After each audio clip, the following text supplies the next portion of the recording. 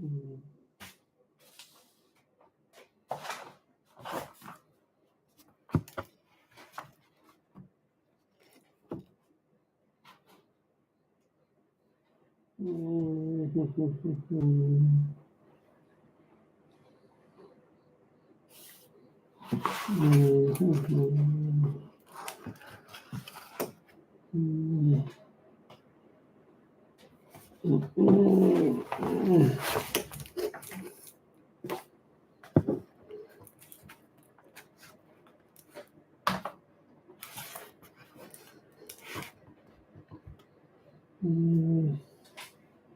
Is that better?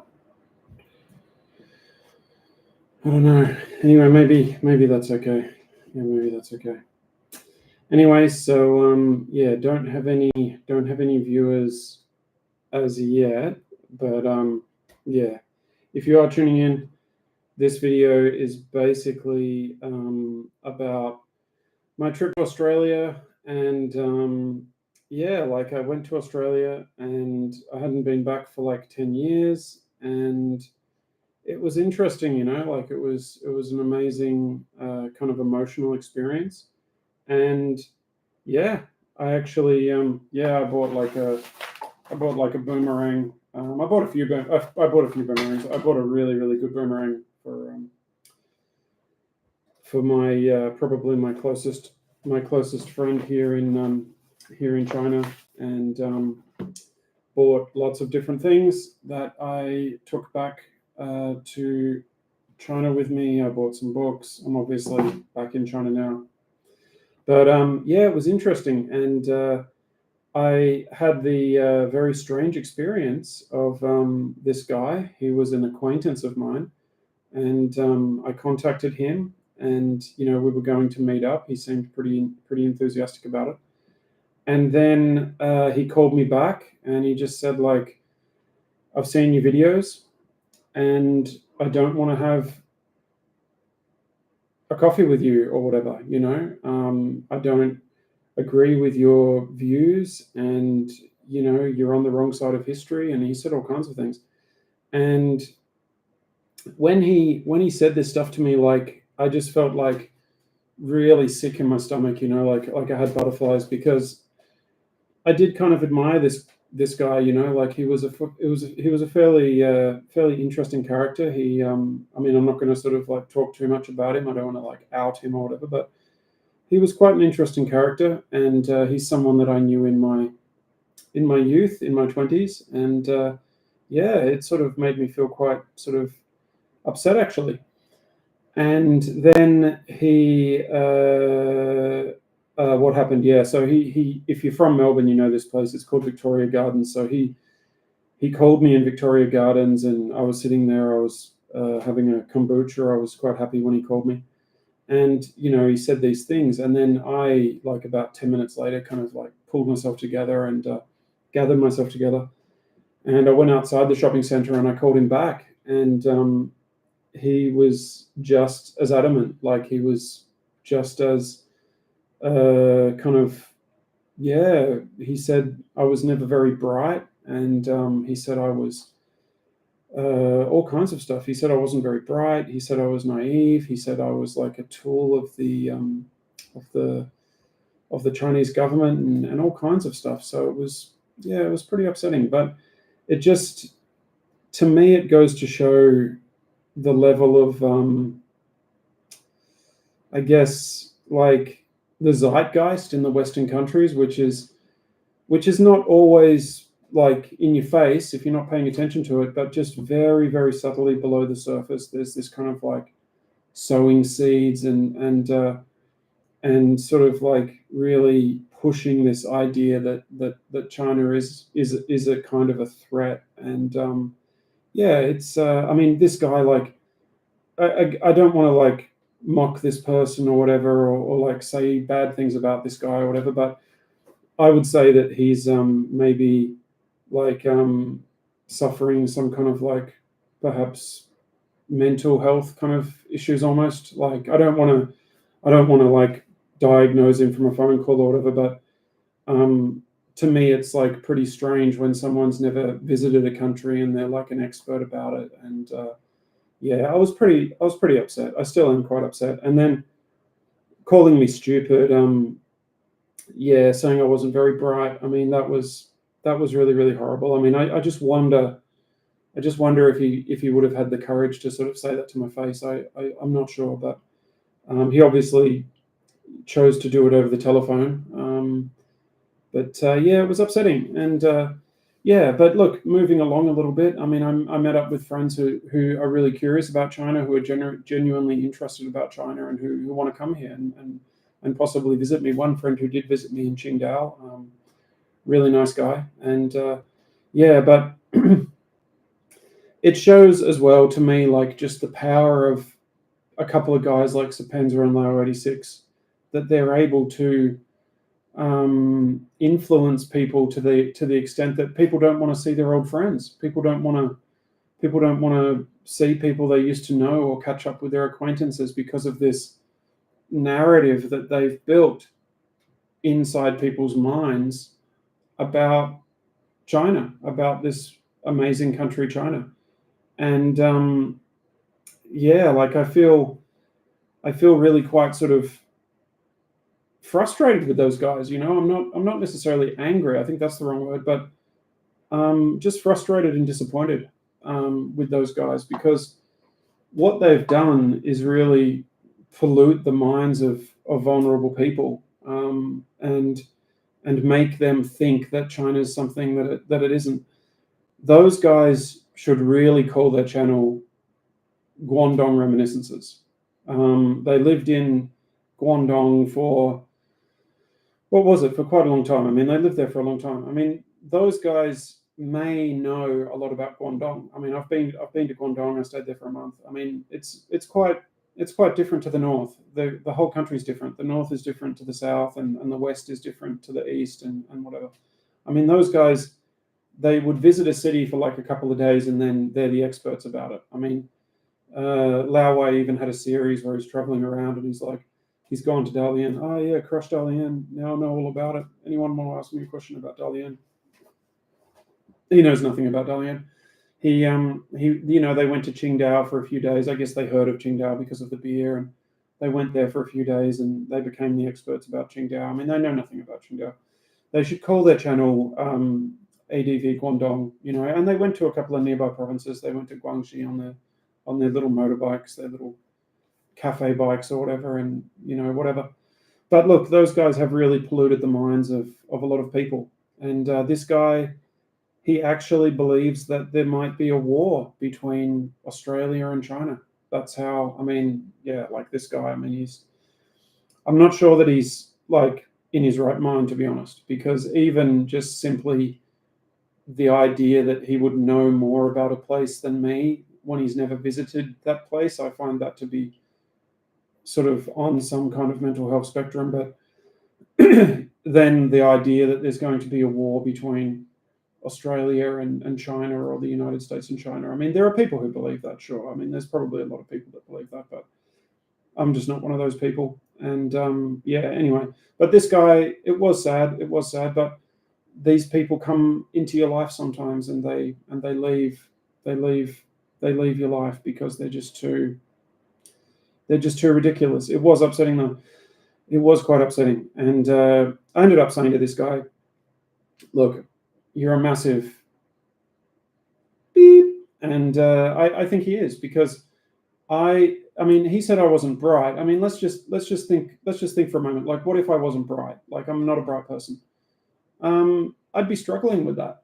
And the last thing I would need is some guy who has been a university teacher, is a smart guy, telling me that I'm not bright. I mean, that would really, really, really hurt my feelings if I was struggling with that. So I found that to be incredibly insulting. And one of the things, like, there's a lot of, like, you know, people are into like different people's rights and stuff. I don't like the idea of anybody calling someone stupid if they really think they're stupid. If you really think someone's stupid, calling them stupid is so horrible. Like, if he really thinks I'm not very bright, calling me not very bright, saying I'm not very bright, I mean, that's horrible. because I would be struggling with that. I would be experiencing the realities of not being very bright every single day. But yeah, like, I don't think that I am a stupid person. Like, I mean, there's a lot of evidence to show that I'm not. I got great marks on my HSC. I got a high distinction in my first year of university. I got like a high distinction on a contract law exam question, like not the whole exam, but a question on an equity question. I was right about the Bank of China. I was right about copper.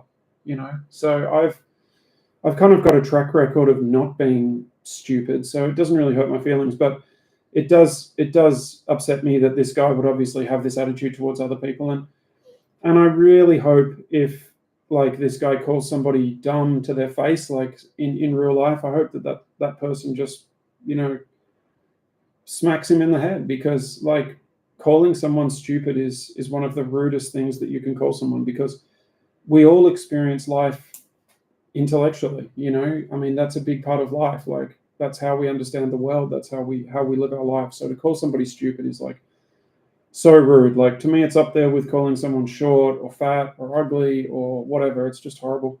And yeah, this guy knows more about China than me, even though he's never been to China. So it's just, yeah, unbelievable. Now, what was Australia like? What was it like going back? To be honest, it hasn't changed a lot. It's pretty much the same as it was. It wasn't like that different, but it was still a lot of fun. I saw my mum. Great to see my mum. Love my mum. Took a car for a drive.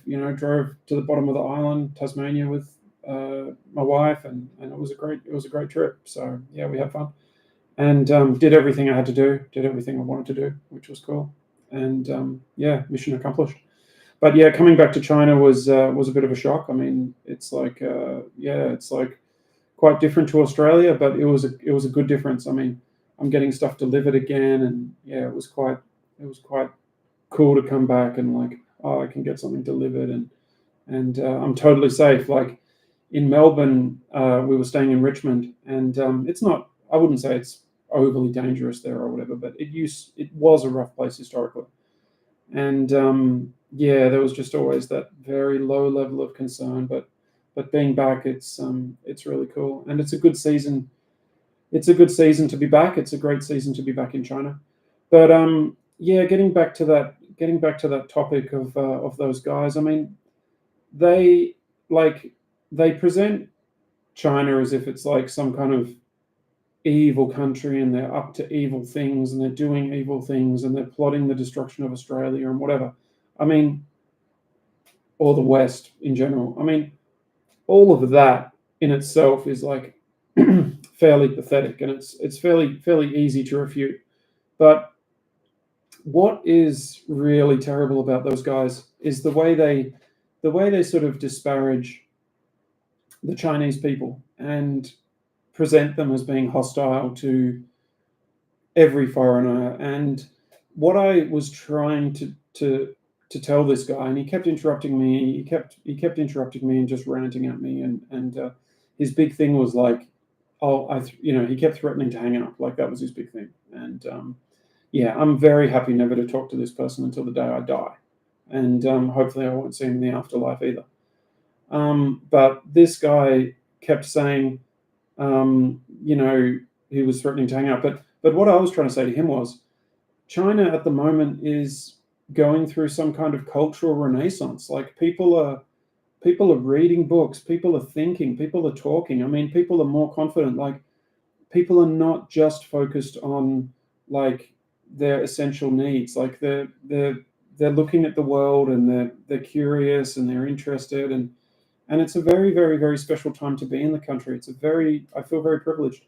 And people like this guy and people like Serpentza, they don't want to hear about it, because they want to believe that the Chinese are a bunch of like crazy, like hostile people that are trying to like do something nefarious, or they're up to no good or something like that. That's what they want to believe. That's what these people want to believe, and they want other people to believe it too.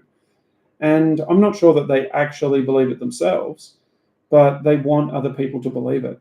And it's a really terrible thing, because there's like this whole piece of the world called China that's a beautiful place geographically, with these amazing, interesting people with this huge, long history, with all of these different incredible things. And they're basically like persuading people or dissuading people from coming to China, from visiting the place, from learning more about it.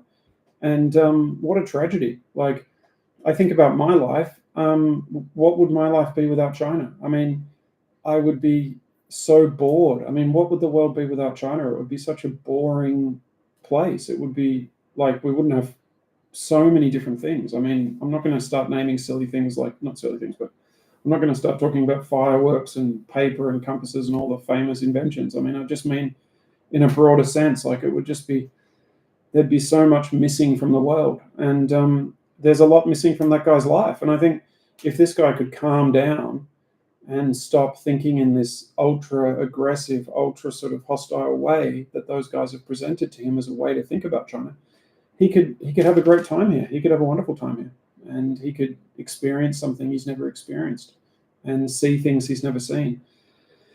But unfortunately, guys like Serpentza and laowhy, they have been quite successful. They've got like 2 million of probably the worst people in the world, I would say. They've gathered them together, and a lot of people who hate China, a lot of people who are hostile towards China, they've gathered them together, and they've got this market now, and they're selling to their market. They're selling the ADV greens and the Nexter wallets and all their other crap. And they've even affected people's acquaintances. They've affected people's relationships to their former acquaintances. This guy was never my friend. He was never someone I felt completely comfortable with. I mean, I was polite to him. He was polite to me. He was never a very close confidant or anything. I never really trusted him. But he was an acquaintance. He was somebody that I knew.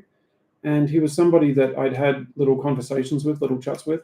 And I'd sort of felt that I could have another little chat with him when I was visiting the city close to where he lived. But unfortunately, this guy is just so brainwashed by Serpentza's narrative that he was just, quite unwilling to do that.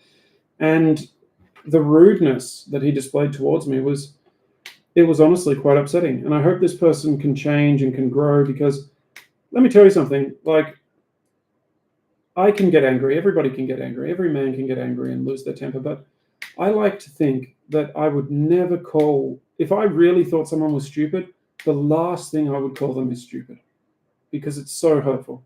Like, if you think that someone's stupid, if you really think they're stupid, shouldn't you have some like empathy towards them?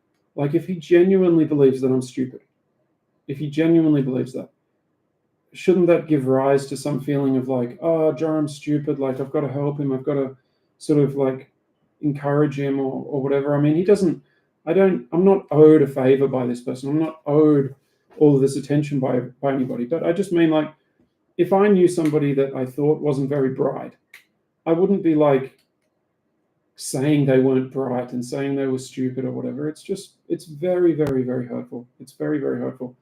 And when I scratch my head, I'm just trying to think of anything creative or anything interesting that this person's ever done or ever said in their entire life. And I just can't think of anything, unfortunately, for this person. But, whatever. It's not a competition. But I'm just saying, like, like, I'm not preparing my Nobel Prize speeches myself. Like, I'm not claiming to be a genius. I'm not claiming to have an IQ of 180 or something. I'm an English teacher in China, for goodness sake. But calling me stupid and saying I wasn't very bright, it was very hurtful. It was very hurtful. It was upsetting. But this guy has been brainwashed. And I think that could be almost like an intelligence test in itself. Like, can you be brainwashed? And he's been brainwashed by Serpentza and laowhy86. These guys who know a lot about Guangdong. I mean, those guys do know a lot about Guangdong. They lived in Guangdong for a long time. I would not be teaching them about Guangdong at all. But when they start to talk about the rest of China and how much they know about Beijing or Tianjin or Dalian or whatever it is, I don't think their opinions have any merit. I don't think that their opinions are really worth listening to, because, they just don't know anything about those places. They do know about Guangdong. I'll give them that. I mean, they know about eating goose and all that other kind of stuff. But they don't know about other places because they haven't lived in them. They've just visited them as tourists. And yeah, I don't know these stories about them staying in places for a month. I mean, I stayed in Guangdong for over 5 weeks or something, nearly 6 weeks in total. But I'm not going to present myself as a Guangdong expert. I stayed in Harbin for a month. I'm not going to present myself as a Harbin expert. But they would visit Beijing for 2 or 3 days. Hey, they're Beijing experts because they've been there for 2 days. I mean, these guys are very, very, very arrogant. And unfortunately, they kind of promote this self-righteousness and this arrogance and this sort of like, we're on the winning side, we're on the right side, you're on the losing side, this kind of adversarial perspective about China and this win-lose perspective about China. Actually, everything's very nuanced. And those guys should be aware of that. Like, it's a very nuanced, gray world. And to just have this attitude that like China's wrong about everything and China's, hostile and China's doing all of these terrible things. I mean, if I wanted to, I have the machinery. I could go through all of these different issues one by one, and I could kind of not be an apologist for China, but sort of just explain where their thinking might be coming from. But I'm not in the business of doing that. Like, this is mainly an ESL channel. I mean, this guy has like talked about my videos like I'm like the biggest shill in the world. Like, I'm running around China making videos constantly about politics, or I'm talking about all of these different issues. I mean, I've only barely touched on some of these issues, and in a very, very shallow way, and in a very reasonable kind of centrist kind of way. I haven't gone off and made videos about like the South China Sea, or whatever policies about Taiwan or Xinjiang or whatever it is. Like, I haven't made any of those videos about anything. I've just sort of said, like, I mean, he might be objecting to my video about Xi Jinping, but guess what? From a Chinese perspective and from my perspective, he did do a lot. He has done a lot of great things. His government's done a lot of great things. If you had experienced China, as I've experienced it from, the beginning of his term to now, I mean, some of the things that have happened have obviously just been like technological things. I mean, the rise of smartphones and QR codes and stuff like that. But I remember when, like, it was very common to see canals filled with rubbish. I mean, I hate rubbish, but it's very rare to see canals filled with rubbish now. It's very rare. It's like, you just don't see it. You just don't see it. The pollution. I mean, like, a guy like that who's never been to China, who doesn't know anything about China, he doesn't understand what I'm talking about at all. He doesn't understand. You would have to have lived in China to understand it. The pollution was a very, very, very serious thing. It was beep up. It was fucked up. Like, it wasn't good. And everybody, it was like the Gordian knot, everybody said it was impossible to fix. Everybody said it couldn't be fixed. Guess who fixed it? Mr. Xi, okay? And when I run around and I see the blue skies and I see the kids playing and, the people jogging and all this kind of stuff, I just think, yeah, like, that was a pretty amazing achievement. That was a really incredible achievement. It was a great achievement. What else did I say? About the temporary prisons. First thing Mr. Xi did, talk about human rights. They're all closed them down. There was one, just a few hundred meters away from where I live. They're all gone, The children, now people can have pretty much as many children as they want, basically. They can, that all that crap, it's over. So I think he's done a great job. He's doing a great job. What's wrong with saying that? What's wrong with saying that? What's wrong with saying something like that? So this guy runs off and he's like, oh, Jerome's a shill and blah, blah, blah. We're going to have a war. Well, a war is a legal state between two countries. It's a legal affair. It's a legal matter. I mean, this guy's such a genius. Apparently, I'm just a dumb guy. I don't understand, but I'm going to educate this guy, educate everybody. A state of warfare is a legal state between two countries.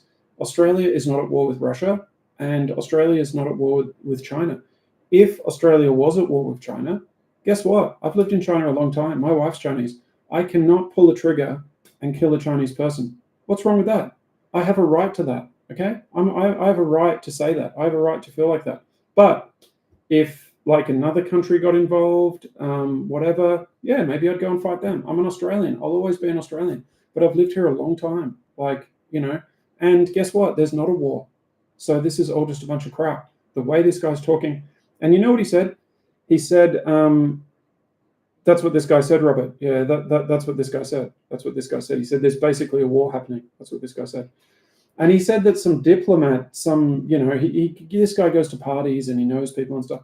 He said that some diplomat said there's basically a war going on. Well, you know what? That diplomat is very irresponsible.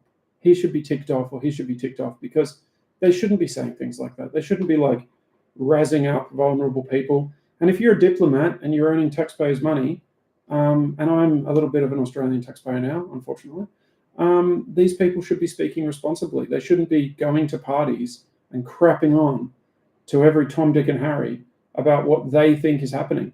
They should be showing a little bit of discretion, and they should be more coy about what they think is going on. But I don't believe there is a war, and I don't believe there is a war now, and I don't believe there'll be a war in the future, because we live in a world of nuclear weapons. We live in a world of mutually assured destruction.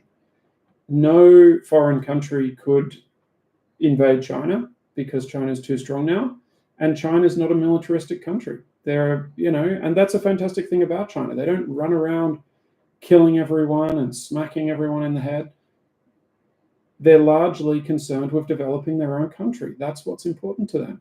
And this guy, the way he's talking to me, it's like I'm Nathan Rich, or I'm, who's that other guy, that American guy, whatever. I mean, it's like I'm one of those guys, the way he's talking.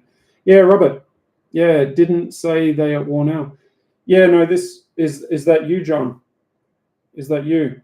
Is that you? Yeah, I shouldn't say this guy's name. Yeah, maybe that's John. Yeah. But anyway, is that you, John? Yeah. But anyway, yeah, this guy, that's what he said. And yeah, but also, like, seeing my other friends in Australia, it was quite sort of comforting, because those guys were just like really interested in China and really interested in Chinese culture, and very interested in visiting and checking it out. And look, I'm the first person to say, like, I've been to a few places in China, but every place I've been is just like blown my mind. But I'm not one of those legends that's like just been to every place and whatever. I mean, what I do want to do, I've got a big bicycle. The best thing I did in Australia was buy a big bicycle, like for my size. And I want to like go for a big bike ride and maybe ride like straight through the Central Plain, go to Hefei in Anhui in the national holiday. I really want to do that. Because this bike, it's just so easy to ride. So I want to do that. But yeah, I don't know everything about China at all. But if you look at the 5 countries of the Security Council, I mean, I would struggle to I'd struggle to defend any of them, to be honest. Like, I'd struggle to be like, their advocate, because the nature of being a big country is, you're always up to something. But my experience of the government is at the local level, and it's fantastic. Like I couldn't say anything negative about it. I mean, I've got the WeChat of the local person that manages my area, and they're very, like, they're not like going out of their way to make me feel special or whatever. I'm honestly just another person, but they're very like responsive in terms of just any problem or any issue. They're just like straight away get back to me and explain it, and very, very kind to me, actually. So that's my experience of things. And then, yeah, as I talked about before with the national stuff, Mr. Xi, what's wrong with that? What's wrong with saying what I said about that? What's wrong with that? And as I said, I could go through every single issue and I could explain it. Maybe I should just do that. But yeah, I'm not going to do it, because it could just like turn into a shitstorm. But look, what you could say, for example, is what do you expect? Like, what are you talking about? Like, what do you expect? Like the stuff with like the Chinese wanting to read some Australian emails. Well, of course, everybody wants information. Am I to believe that the Australians have never tried to read somebody's email? I mean, that's ridiculous. Like, I mean, if the Australian security services are not trying to read other countries' government emails, I mean, they should be taken out and shot. Or they should be fired, because that's your core, that's your core business. I mean, you don't start crying when somebody does to you what you're been doing to them, surely. I mean, maybe you do. Maybe that's what you do. You run off to the media and you start crying because someone's read somebody's email. But yeah, that's how it goes. Now, who's in the chat? Does somebody want to ask a question or make a comment or do something? Yeah, maybe not. But yeah, I just wanted to say that. But yeah, the good thing about Australia was it was cool. Like a lot of snacks and stuff are quite cheap. That was fun, and I liked the kombucha drinks, so that was quite cool as well. And yeah, stopped by Thailand for a couple of weeks. Thailand was a good country for swimming in the sea. It was a good country. It was really nice for that. I can't think of other things that I really liked about it. The food was okay. I like the jungle and stuff, but yeah, for me, it's a great place for swimming. If you like swimming in the sea, it's a really cool place. But yeah, is anybody in the chat? Do they want to ask a question, or do they want to say something about what I've been talking about? Has anybody lost a friend because of their love for China? I mean, the thing is, like, if I really lost a real friend, if it wasn't like an acquaintance, like if it was somebody I really like, I mean, there's a couple of guys. I said to this guy, I said half jokingly, I said, I hope you don't feel the same way as him. And he's like, no. And this guy's somebody I really care about. Like, I really care about his opinion. If this guy said that to me, I'd be like, I mean, I'm a pretty old, ugly guy now, but I would be, I'd almost be in tears, But when it's just an acquaintance and a pretty weird person, you can accept it. You can get over it. But it just really made me think about Serpentza and laowhy and those guys and the damage that they're doing. Because, like, you think about that person, the person that I was talking about, the acquaintance. I mean, what are they going to do if a Chinese person asks them for help? Are they going to, not help them? Are they going to be, rude to them? These guys like Serpentza and laowhy, they have to understand that their actions actually have consequences.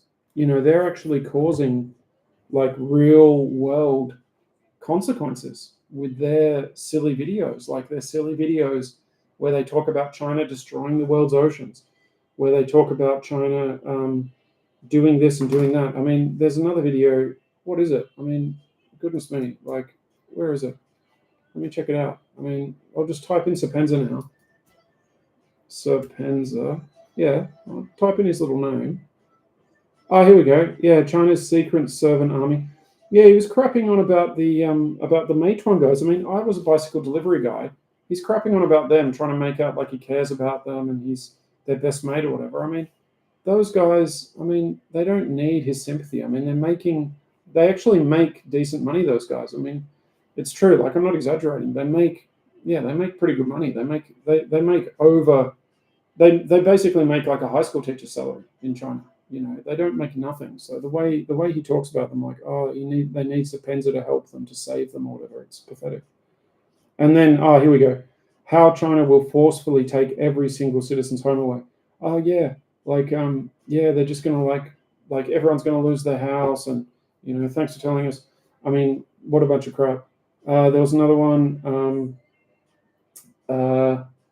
Psychotic little emperor. Okay, this one here. So he's going at the children. I mean, the children are bad. I mean, it's hard to believe. Oh yeah, murder season. My friend asked about murder season. Is there a murder season in China? He didn't ask in a malicious way. He just was like, is there a murder season? I was like, well, no, there's not a murder season. It's a huge population with a very low murder rate. But of course, Serpentza rocks up and he's got a video called Murder Season, and it's got 2 million views. Yeah, so he's been very successful. Multiple mass attacks have happened in China. I mean, I'm smiling because it's so ridiculous. Murder season. He must have thought he was so clever when he came up with that title. What's another one? Nowhere Girls.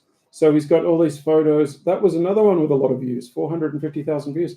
So he's got this video about girls, just random photos of girls, and he's calling them nowhere girls. They got no hope. I guess they need Serpentza in their life or something. I mean, just really silly stuff. I mean, yeah, that's enough. That's enough. Well, fake library. Well, it's not a fake library because it actually has books. That's enough of that. That's enough of Serpentza. What about laowhy?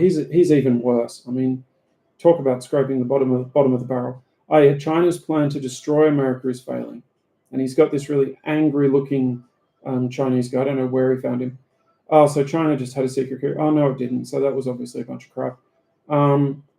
Geopolitical report card. So that's just him generally just judging China.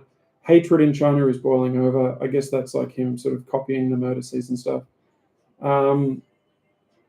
What's another one? China's trying to turn off your electricity. It's just, it's just nonstop. I mean, it's just really pathetic stuff. I mean, they're both pathetic, but they have real life consequences. These videos that they create have real life consequences, because look at what happened with me. I mean, I knew this person, an acquaintance. I had an acquaintance, somebody that I was polite to, someone that I was civil with, someone that I spent time with, and now this person basically hates me because of Serpentza and laowhy86. I mean, this was a person I didn't have a lot of respect for. There's an expression in Chinese called Shen Jingbing. I think this guy might be a little bit of a Shen Jingbing. But at the same time, that was like a relationship that I had. It was like a linkage I have. And Serpentza and those guys have basically cut this linkage through their nonsense, terrible videos. And you know what? If that guy hadn't have called me stupid, called me dumb, I would have been willing to like accept an apology from him and be an acquaintance of his again. But the fact that he called me stupid and said I wasn't very bright, that really upset me, because that, as I said earlier in the video, if I was really struggling with that, if I was struggling throughout my whole life with not being very bright, the last thing I need is some pompous, arrogant, puny little university teacher, ex-university teacher, telling me that I'm not very bright. That would be really, really hurtful. And what a terrible human being to call somebody that. I'm very happy to say that I've never resorted to that. I'm very happy to say. I mean, everybody has a temper, everybody gets angry, but I've never resorted to that. I've never been into like calling people stupid or attacking people's intelligence. I've never been into it. Because I remember in school, like I was good at writing and I was good at like all that kind of stuff. But I remember kids next to me, my friends, they were struggling. Some of them, they weren't good at writing. And I remember the teacher sort of talking to them and people laughing at them, and I felt it. I felt it. And I've just never. Yeah, I've always had that thought that like whatever you're struggling with, and everyone's struggling with something, like everybody's like got an issue. But yeah, like calling a short person short, or calling an ugly person ugly, or calling a dumb person dumb. Like if he really thinks I'm dumb, why would he call me dumb? Like how horrible. So unfortunately, I hope I never see that person again for the rest of my life, and I hope I never see them in the afterlife. And I wish them all the worst until they change their attitude. If they can change their attitude, that would be a good thing. But I still don't want to see them ever again. But they are someone who has been manipulated and had their mind shaped by Serpentza and laowhy, and it's a very unfortunate thing. It's a very unfortunate thing, because those people have influenced people, and not just like random people in the world like this guy I knew, but they've influenced diplomats. I mean, think about a diplomat. They're being posted to China. Maybe they've got a Chinese language proficiency, but they've been posted to China. They type into YouTube or whatever, China now, because they want to know about it. They watch those guys' videos and they get completely a twisted view of what's going on in China. I mean, that's the power of these guys. And here we go. There's a guy here that said I was a big fan, but I stopped watching. Well, respect, brother, because I can't watch their crap either anymore. I mean, I just sort of check them out occasionally to see what kind of crap they're up to. But yeah, they're getting more and more extreme. They're getting more and more extreme. They're getting more and more, I would say, blatantly racist, because when they talk about things now, they're just not even afraid to kind of say like, this is part of Chinese culture. This is what Chinese people do. This is how Chinese people are. This is what the culture's like, blah, blah, blah, blah. I mean, yeah, it's just, it does make me angry, actually. I almost feel like, sometimes I almost feel like writing writing those guys a letter and just sort of saying like, what are you on about? Because I just don't know what they're on about, to be honest. They're just causing hostility. They're causing hostility.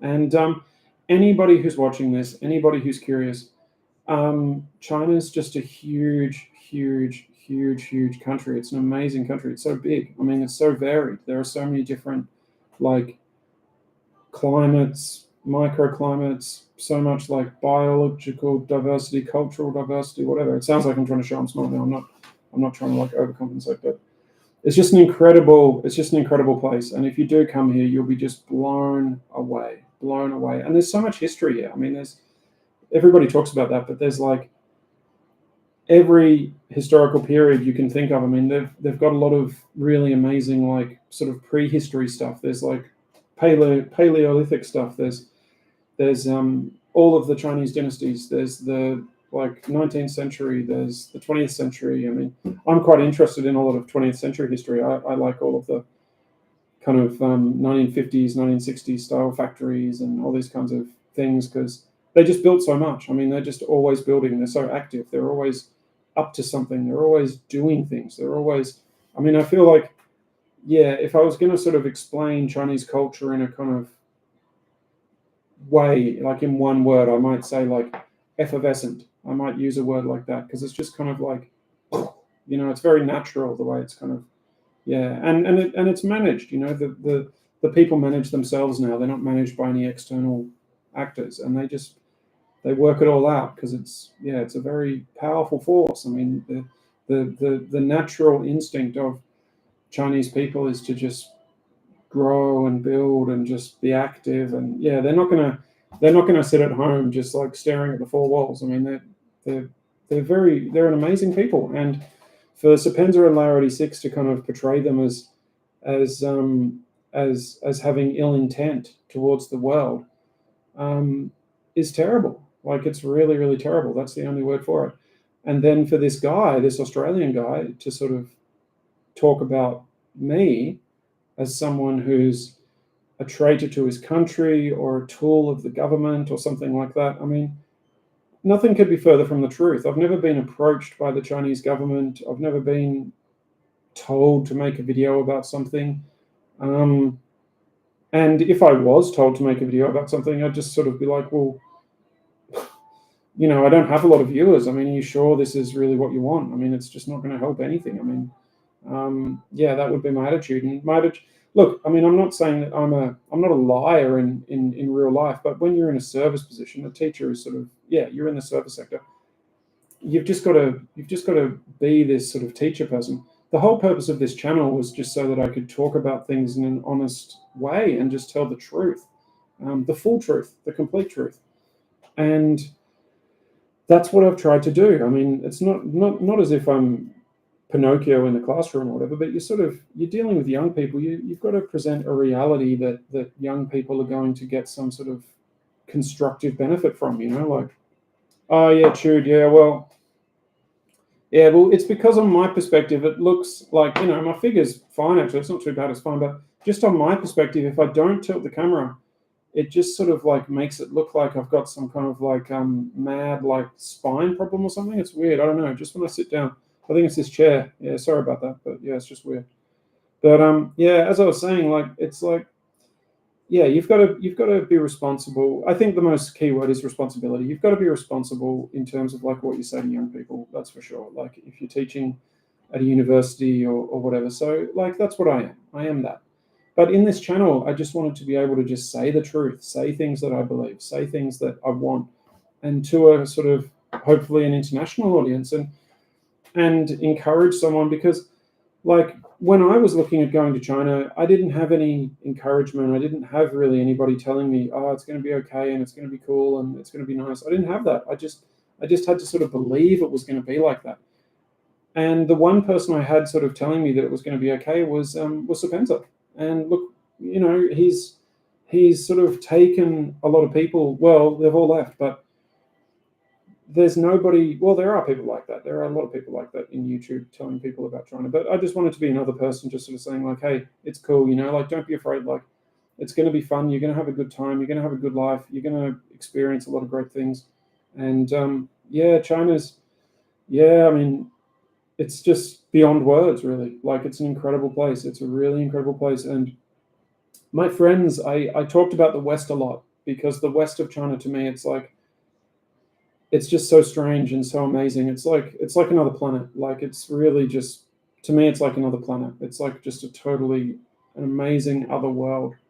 And then, like, you just don't expect these incredible architectural, like, monuments, these incredible buildings from thousands of years ago, and then they're there, and it's just like, yeah, I mean, that place just blew my mind. So that's what I was talking about. But, like, have Serpentza and those guys even been to the West? I mean, I've never even heard them talk about it, and they just, they didn't have anything positive to say about it anyway. Basically, everywhere's just a bunch of crap.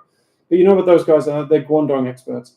They should call their China ADV Guangdong, and they should tell a few stories about living in Shenzhen and weekends in Hong Kong and all this other crap.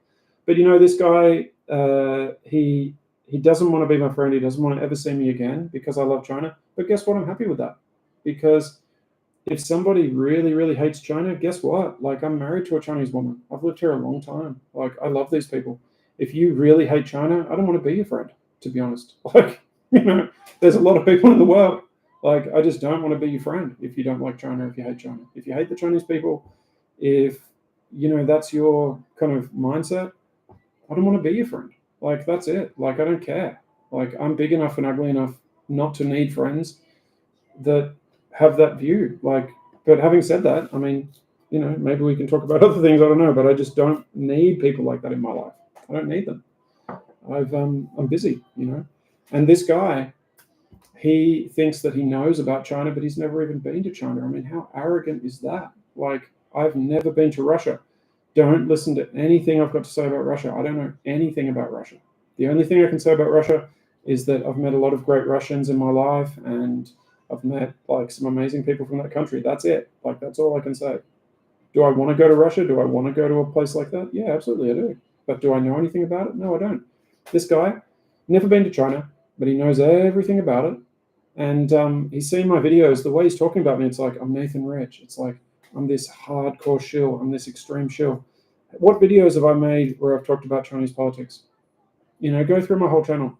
I've only just touched on it because I'm not a diplomat. I'm not working in some think tank. I'm an ESL teacher. I'm an English teacher. I don't know about all this kind of stuff. I'm not paid to talk about this crap. I'm not, I'm interested in the economy a little bit. I'm interested in stuff like that, but I'm not necessarily interested in foreign policy and all this kind of stuff. It's just not something I'm genuinely interested in. And if you look at my channel, I mean, I just don't have videos about that. So I don't know what this guy's saying. I don't know what this guy's on about. I guess this guy kind of, I don't know, I guess he just wants me to be like a Serpentza or be like a laowhy86 and just hate China and hate the Chinese people. But it's just not going to happen because I love the Chinese people. I love them. I even love the ones that don't love me. Unrequited love is a beautiful thing. I love them all. I really do. Like, it's one of the most difficult. If you look at countries and their histories, I mean, China's probably had the most difficult history ever. Like, to be honest, it's had one of the most difficult histories ever. In the Qing dynasty, you had, the British rocking up, all the Europeans rocking up. Some of that was okay. It was like sort of a cultural exchange, whatever. But then you had the Japanese rock up. I mean, that was terrible. I mean, it was just, they overran like 20% of the country, and they were really up to no good. I mean, the Japanese did some terrible things, all of this kind of human experiments and just cutting everyone's heads off. I mean, what a nightmare. And then, you had to deal with all that. And then you're facing the fact that your country, you haven't been able to develop it. I mean, you don't have the bridges, you don't have the flood mitigation stuff, you don't have the housing, you don't have anything. I mean, you don't have enough development at all. So they've just had to basically build it up, and they've done a terrific job. They've done a great job, and now you can just float into cities on the high-speed trains, and everything's all set up. It's great. I'm loving it. But you get guys who just hate it because they watch Sky News, or they watch whatever news channel that says that China's some kind of like, I don't know, that they're like trying to take over the world, or they're trying to like do all these terrible things. I mean, you look at what they're doing in Africa. They're building roads. They're now, a lot of that stuff's dual purpose. I mean, you build a road and then you can get something out. You build a train, you can get something out. But the Africans I talk to, they're like, the Chinese are making things better, because like the Chinese do have, and again, I hope he doesn't watch my channel. I should block him from it if I could. I mean, I'd like to do that. I'd have to learn how to do that. But the Africans that I talk to, they sort of, because the Chinese understand, I mean, you don't have a road between a place, the people are going to be much poorer than when after you build a road. I mean, again, like I'm not pretending to be a genius about development, but you build a road, farmers can drive along the road in their cars, sell something, their quality of life just goes up.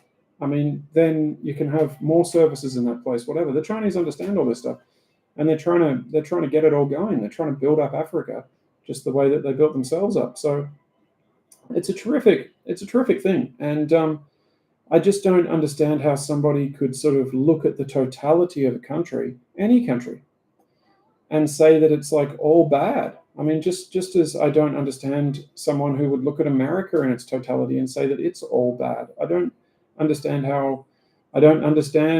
Anglophobia or anti-Americanism or whatever. And I certainly don't understand anti-Chinese hysteria at all. I mean, you're always going to get like different people from all different countries. I mean, you're going to get some little scammers, and you're going to get some greedy people, and you're going to get some people without integrity and whatever. But when I look at the totality of China and what it is, and the people and the culture as a whole, it's very moving. And right now, today is the Mid-Autumn Festival. The moon's full. It's a lunar festival, and you see people walking around with their families and celebrating this very special day. And I wanted to publish this video like sooner, but I just wanted to calm down a little bit, because it really, really, really did upset me when this former acquaintance said that he didn't want to see me because of my views about China. But I'm not going to resile from my views about China. I'm going to maintain for the rest of my life that China is something, generally speaking, something good, and that the Chinese people, and I would go so far as to say the Chinese government, are not a threat to Australia, to my country. They are not a threat to the world. They are a force of good in the world, a force of good in the world, I would say, because they are a people who have seen their own country develop, and they know the benefits of that, and they want to help other places to develop, places like Africa. And it's a wonderful thing. And there's places in the world today. If you look at Myanmar, I mean, imagine if Myanmar was able to become like a China, having roads, having peace, having a wonderful kind of country like China is. And I'm never going to alter that view. And the reason I'm never going to alter that view is because I've lived here for a little while. I've got to know the people, and I trust them. That's what it's about. I trust them. I trust them not to blow up the world. I trust them not to start World War III. I trust them not to. I trust that they don't have ill intent towards my country. I think they're genuinely really curious, and I think they have a lot of admiration about Australia. Now, do they have a laugh about things? Will they have a joke about this or a joke about that? Yeah, they will. They've got a great sense of humor. But what's wrong with that? What's wrong with having a sense of humor? If you can't take it, don't dish it out. And they have a great sense of humor. They love to joke about things, and they're but they do have a lot of admiration for Australia and for Australians. They have a very realistic view about the country and the people, and they're very respectful, and they're very respectful of all countries, I would say. They have a deep sort of understanding and a deep insight into lots of countries, because they have the humility to understand that, guess what, like 30 or 40 years ago, China was a wonderful, amazing country. It was a great country for sure, but it was a very kind of like traditional sort of country. It was a very traditional sort of place. It wasn't like a place where you're running around paying for things with a QR code and getting high-speed railways everywhere and subways everywhere and stuff like that. It was a completely different place, and they know that. They understand that. The people running the country now, they're people in their 60s, they're people in their 70s. They have life experience, and I do not believe that those guys, that generation, has ill intent towards my country or towards the West in general. I don't believe that. And I've been right about a few things. I mean, somebody's called me stupid. People have called me stupid. But if I look at my own life, I was right about this. I was right about that. I was right about this. I was right about that. I was right about this. And I really do believe I'm right about this.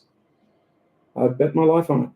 And the unfortunate thing is that this acquaintance lost a connection, lost a relationship to somebody who does have a bit of an insight, I believe, into things. And in this place, I mean, not to say that I have a huge insight. There's people that know more than me, much more than me, but I do know something. And this person, to tell me that I know nothing, to tell me that I'm stupid, to tell me that I'm not very bright, to tell me that I'm naive, to tell me that I'm on the losing side, to tell me that I'm on the wrong side, that person is completely mistaken.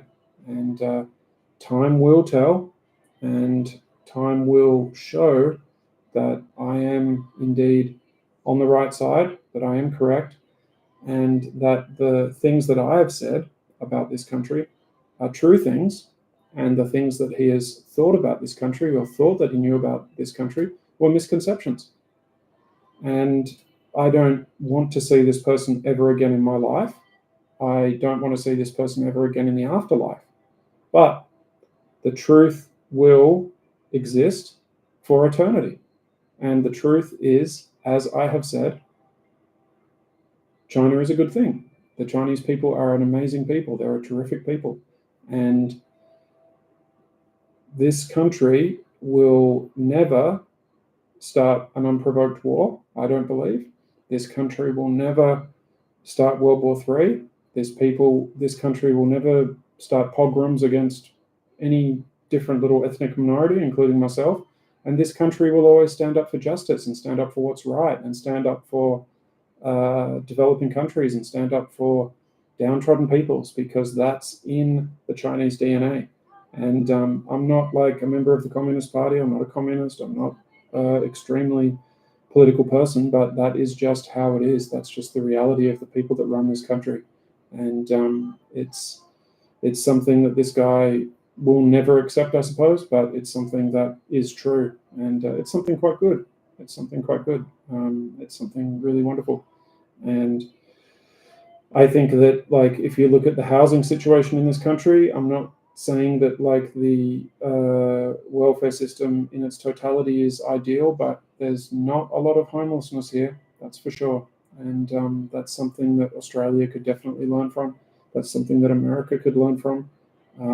There's just not a lot of homelessness here. I mean, and I think the first thing is like having a place to be, having a place to live.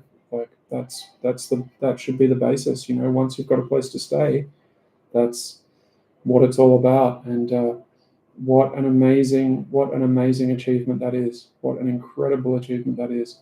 And the people running the show right now, I think that they've shown a real commitment and a real dedication to the status of human beings in their country, and ensuring that their people have access to a clean living environment, clean air, clean canals, clean rivers, clean waters, clean seas,